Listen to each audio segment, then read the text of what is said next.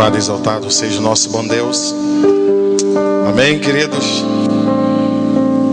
Vai valer a pena, sim. Por mais que as dificuldades sejam grandes, as lutas, os enfrentamentos, com Cristo vale a pena. 1 Tessalonicenses, capítulo 4, versos de 13 a 18. 1 Tessalonicenses, capítulo 4, versículos de 13 a 18. Acompanhe atentamente aquilo que nós nessa noite receberemos do Espírito Santo para nossa edificação. Primeira carta aos Tessalonicenses, capítulo 4, versículos de 13 a 18. O apóstolo Paulo, escrevendo aos irmãos daquela igreja e daquela cidade, diz o seguinte: não quero, porém, irmãos, que sejais ignorantes acerca dos que já dormem, para que não vos entristeçais como os demais que não têm esperança. Porque se cremos que Jesus morreu e ressuscitou, assim também aos que em Jesus dormem, Deus os tornará a trazer com ele. Dizemos-vos, pois, isto pela palavra do Senhor, que nós, os que ficarmos vivos para a vinda do Senhor, não precederemos os que dormem. Porque o mesmo Senhor descerá do céu com alarido, e com voz de arcanjo, e com a trombeta de Deus, e os que morreram em Cristo ressuscitarão primeiro. Depois nós, o que ficarmos vivos, seremos arrebatados juntamente com eles nas nuvens, a encontrar o Senhor nos ares, e assim estaremos sempre com o Senhor.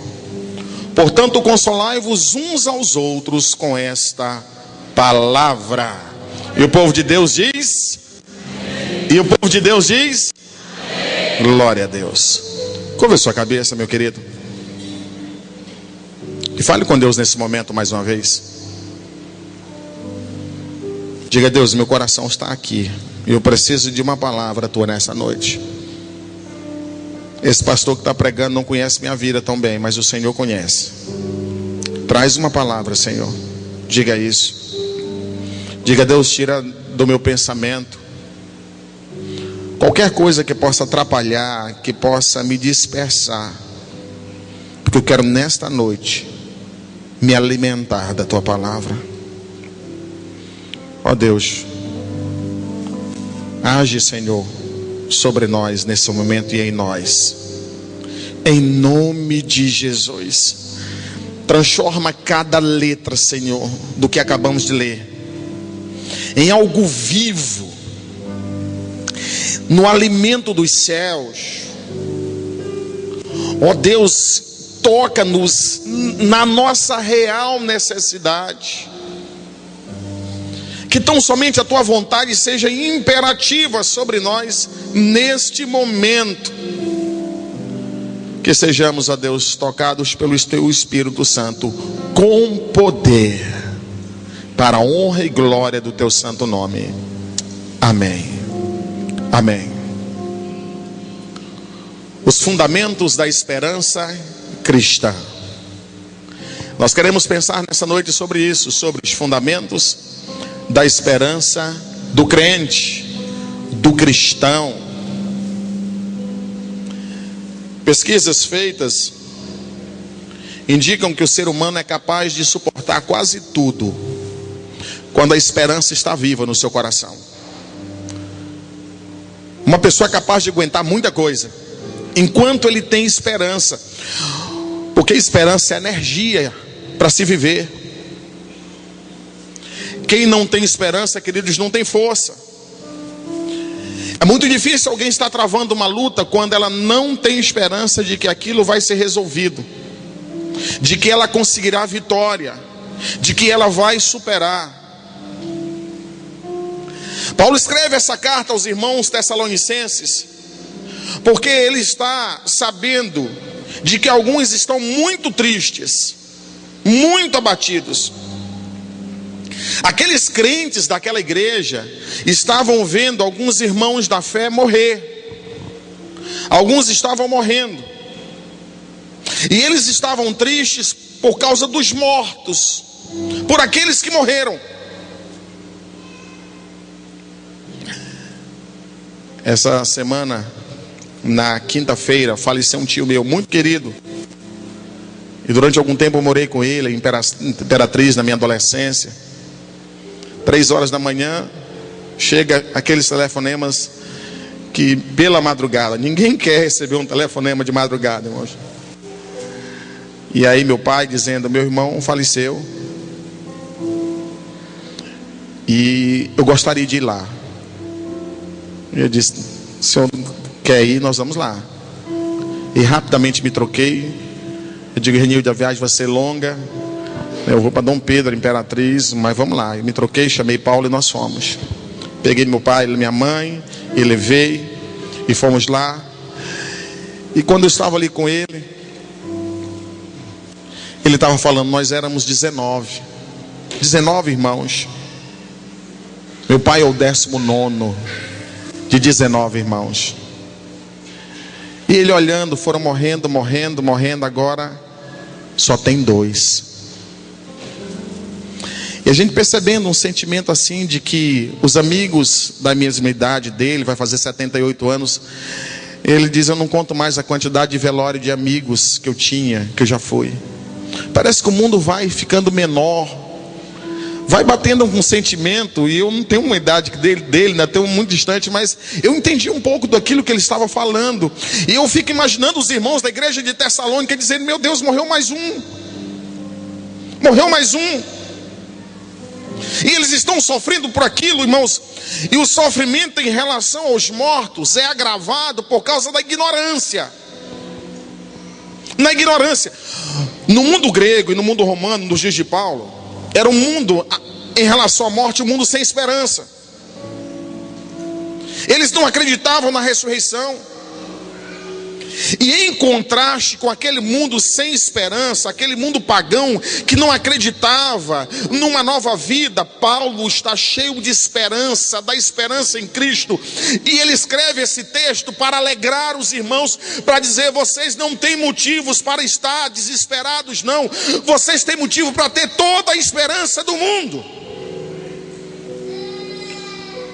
Eu sei que há dias que a gente está com o coração apertado, que as coisas parecem muito complicadas, mas nessa noite eu quero caminhar nesse texto paulino e mostrar, irmãos, que muitas vezes a conjuntura, a situação pode gerar em nós uma momentânea falta de esperança, mas você vai olhar para a palavra e vai perceber que você tem todos os motivos do mundo para ser a pessoa mais cheia de esperança. Glória a Deus por isso.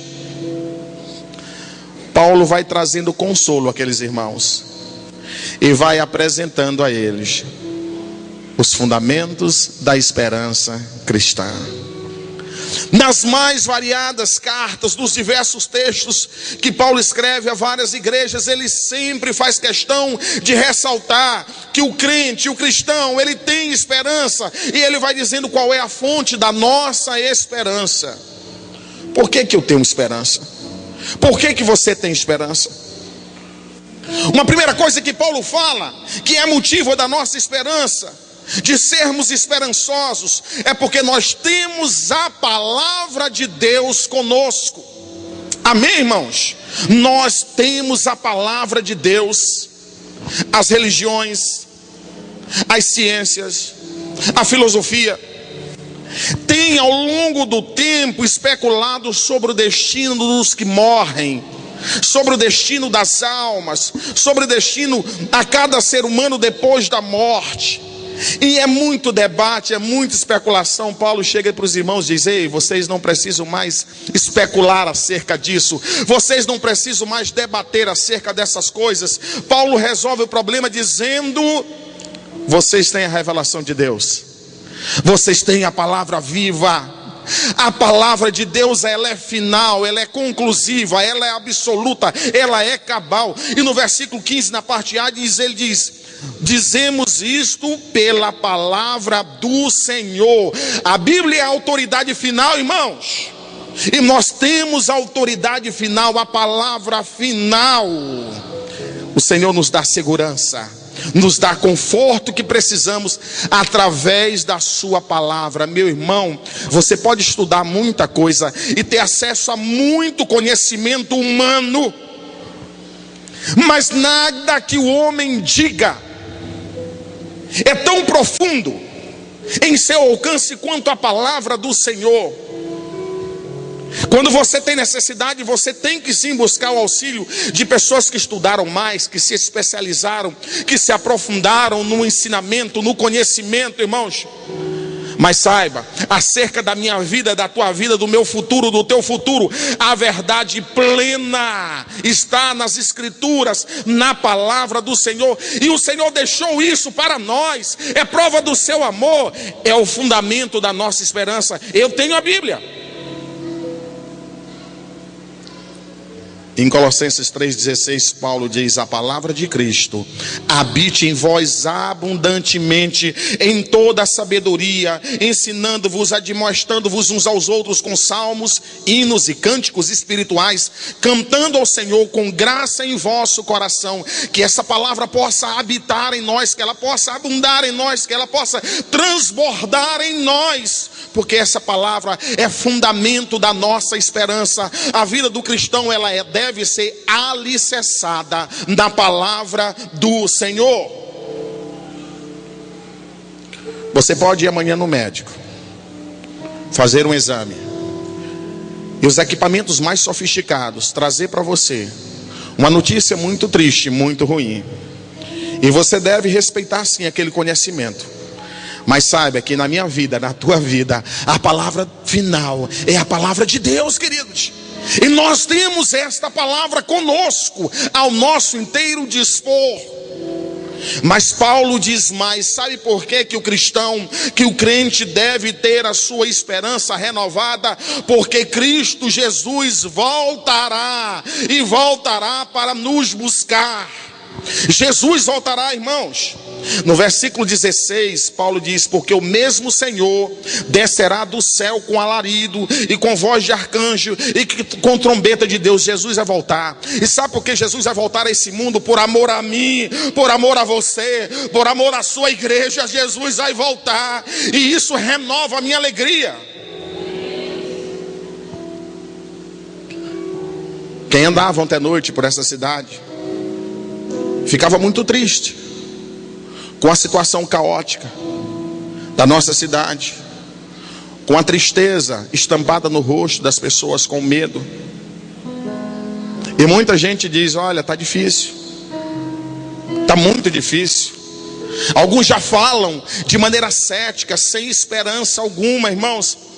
Mas quando eu olho para os ensinamentos de Jesus, quando eu olho para a promessa que Ele mesmo fez a cada um de nós, isso renova a minha esperança. Jesus Cristo, no Evangelho de João, capítulo 14, verso de 1 a 3, olha o que Ele diz para mim, para você, para cada crente em Cristo Jesus: não se turbe o vosso coração, credes em Deus, credes também em mim.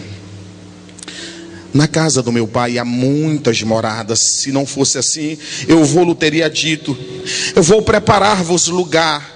E quando eu for e vos preparar lugar, ele diz: eu virei outra vez e vos levarei para mim mesmo, para que onde eu estiver, estejais vós também. Irmão, Jesus me quer perto dele.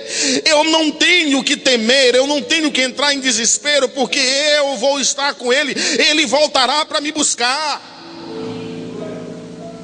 Sabe por que eu vejo tanto crente ansioso, tanto crente angustiado? Porque alguns estão começando a transformar essa terra e ver isso como moradia final, irmãos. E é triste. A Bíblia diz que nós somos forasteiros desse mundo. Aqui você tem que estar inquieto sim, porque a nossa cidadania é celestial, e o Senhor voltará para buscar o seu povo. Quando Jesus estava terminando o seu ministério, estava subindo aos céus, Os discípulos estavam ali, angustiados, com o coração cheio de interrogação. O livro de Atos diz que Jesus é envolto em nuvens e ele começa a subir. E os que estavam ali estavam olhando. Eu não estava lá, mas eu posso me permitir imaginar alguns ali dizendo: meu Deus, o que vai ser de nós? O que vai ser de nós? Ele está subindo. Talvez alguns chorando, alguns angustiados. Diz que naquele mesmo momento, dois seres angelicais, dois homens de branco, se aproximam deles. E lá em Atos 1, 10 e 11 diz: estando com os olhos fitos no céu enquanto ele subia, eis que junto dele se puseram dois homens vestidos de branco, os quais lhe disseram: homens galileus, por que estáis olhando para o céu? Esse Jesus que dentre vós foi recebido em cima do céu, há de vir como para o céu o vistes ir. Irmãos, eles estão dizendo: ele vai voltar. Enche o coração de vocês de esperança, de alegria, porque Jesus vai voltar.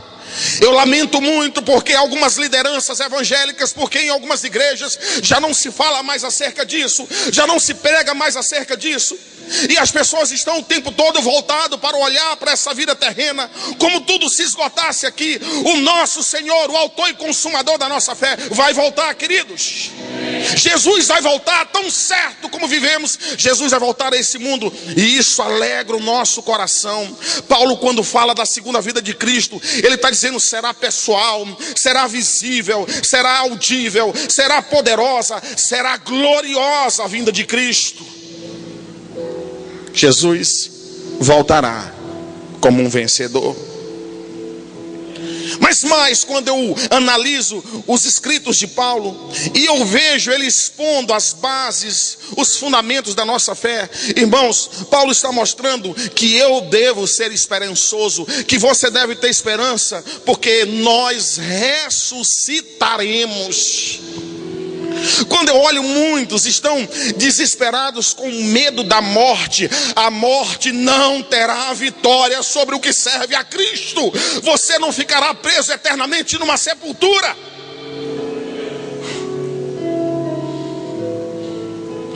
A doutrina da ressurreição era negada na época. Até os saduceus também negavam, rejeitavam isso. E Paulo está dizendo que a base da doutrina da ressurreição dos salvos é a ressurreição de Cristo. É a ressurreição de Cristo. No versículo 14 ele diz: porque se cremos que Jesus morreu e ressuscitou, assim também aos que em Jesus dormem, Deus os tornará a trazer com eles. Irmãos, cada irmão nosso, cada crente que um dia você foi para um velório, a Bíblia diz que um dia eles serão arrancados, e o Senhor os ressuscitará. Mas alguns estavam fazendo confusão naquela igreja. Alguns não tinham dificuldade de crer na ressurreição de Cristo, mas não conseguiam entender acerca da ressurreição dos salvos. E aí Paulo diz que quando Cristo voltar, ele vai dar uma palavra de ordem.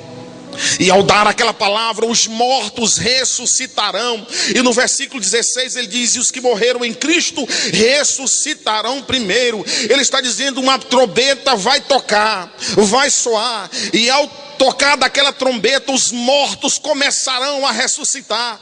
Irmãos, não parecerá um filme de terror, não. Aleluia! Vai ser um momento tremendo, glorioso. Em 1 Coríntios 15, 52, ele dá detalhes sobre isso. Ele diz: no momento, num abrir e fechar de olhos, ante a última trombeta, porque a trombeta soará, e os mortos ressuscitarão incorruptíveis, e nós seremos transformados. Irmãos, é uma ordem expressa de Cristo para que os mortos ressuscitem. Os crentes, esse soar da trombeta, irmão, trará uma plenitude de alegria. Soará para proclamar a libertação da igreja de Deus, do povo de Deus.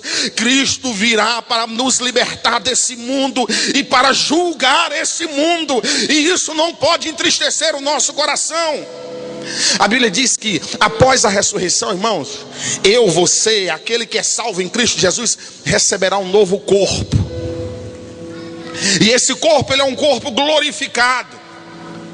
E quando Paulo tenta explicar como será esse novo corpo que cada salvo receberá, escrevendo aos Filipenses no capítulo 3, versículo 21, ele diz que transformará o nosso corpo abatido.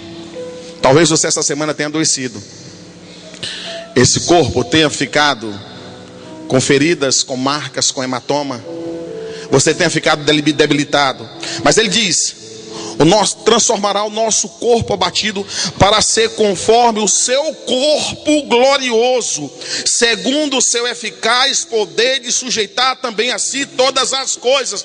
Nós teremos um corpo semelhante a ele, um corpo glorificado. Ele diz: um corpo que não se corrompe, um corpo que não vai sentir dor, um corpo que não vai ser machucado, um corpo que não é acostumado a sentir as mazelas como o nosso corpo. E isso é motivo de alegria para o cristão, é motivo de esperança. Sabe por quê? Eu tenho que a cada dia renovar a minha esperança em Cristo. Paulo está dizendo: porque nós seremos arrebatados para nos encontrarmos com Ele nos ares. Sabe, irmãos, eu não sou tão velho assim não, mas eu me lembro quantas vezes eu ouvia pregar acerca dessas coisas e eu ficava imaginando como seria esse momento. No versículo 17 ele diz: depois nós, os que ficarmos vivos, se você estiver vivo no ato da volta de Cristo, seremos arrebatados juntamente com Ele nas nuvens, a encontrar o Senhor nos ares. Sabe o que significa? Que o Senhor vai arrancar você daqui, porque daqui você não é, você não pertence a esse mundo. Nós seremos arrancados, irmãos. Cristo vai nos arrebatar, vai nos tomar. Nada vai deter o servo de Deus mais aqui, nada mais vai nos prender a esse mundo. Nós seremos arrebatados como uma força magnética. Mas vai ser muita loucura. Sabe, o Senhor voltando e de repente, sabe, nós seremos sugados, atraídos pelo magnetismo dele. A gente começa a zum. É isso que a palavra de Deus está dizendo, irmãos. Eu não posso esquecer disso, porque senão, se eu ficar, irmãos, olhando para as mazelas desse mundo, isso é loucura. Isso é loucura, isso deprime. Mas eu tenho que observar isso: nós seremos atraídos a Jesus pelo seu poder. A Bíblia diz que é tão rápido que é como num piscar de olhos. Isso significa dizer que nós devemos viver cada dia na expectativa do retorno de Cristo. A Bíblia diz que o mundo sofrerá o ardor da ira de Deus, mas nós seremos arrebatados para vivermos com Ele. Sabe, irmãos, finalmente, sabe por que eu tenho que ter esperança a cada dia, apesar de tudo? Porque a Bíblia diz que nós estaremos para sempre com o Senhor, para sempre vivendo com o Senhor. No versículo 17 diz: e assim estaremos sempre com o Senhor.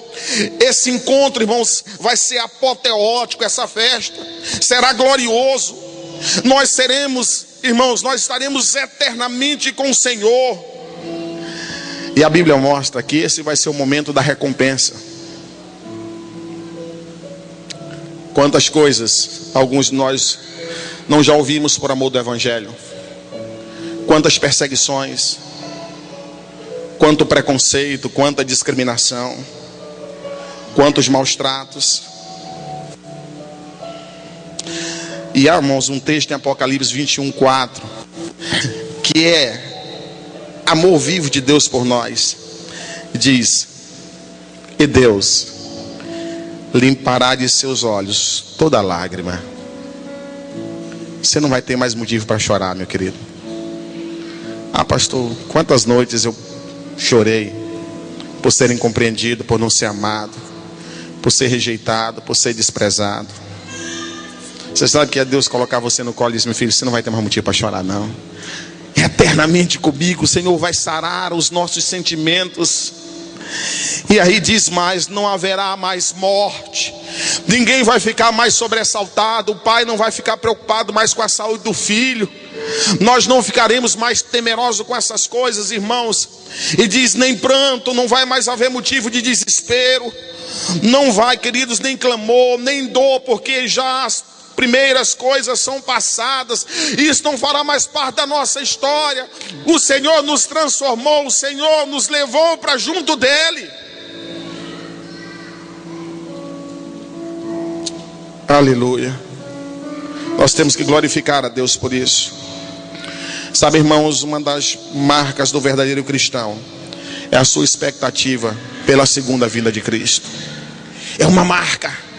Cada crente daquela geração vivia, irmãos, com isso na mente, no pensamento, aguardando a vinda do nosso Mestre, do meu Senhor. E Paulo, quando escreve a sua segunda carta a Timóteo, no capítulo 4, versículo 8, ele mostra como ele estava ansioso por isso.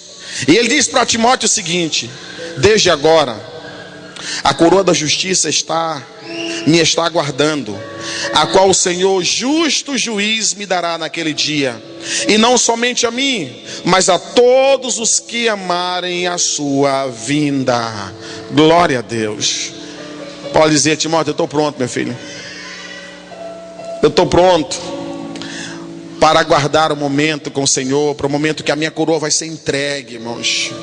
Eu vejo gente sofrendo, mas sofrendo porque olha para cá, porque olha para o homem, porque olha para os feitos do homem. E isso é triste, sabe, nas suas promessas, em saber que o Senhor vai nos libertar das garras da morte, que o Senhor vai nos ressuscitar, que o Senhor voltará para nos buscar, que o Senhor irá nos arrebatar, e para sempre com Ele viveremos. Quando nós olhamos para frente, nós não temos motivo para temer, nós não temos motivo para chorar, nós temos motivo para consolo e para uma esperança renovada, porque o Senhor é o fundamento da esperança de cada um dos seus filhos. Amém? Glória a Deus. Vamos ficar em pé.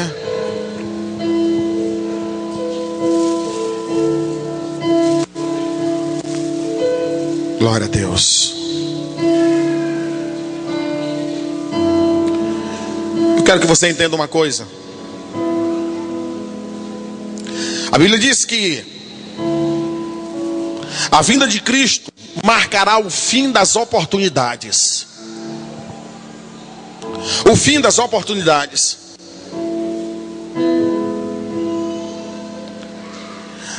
Cessou o momento das escolhas, das entregas. Eu tenho visto pessoas desesperadas com alguém que morreu, preocupado em colocar uma vela, preocupado em fazer orações, interceder, invocar.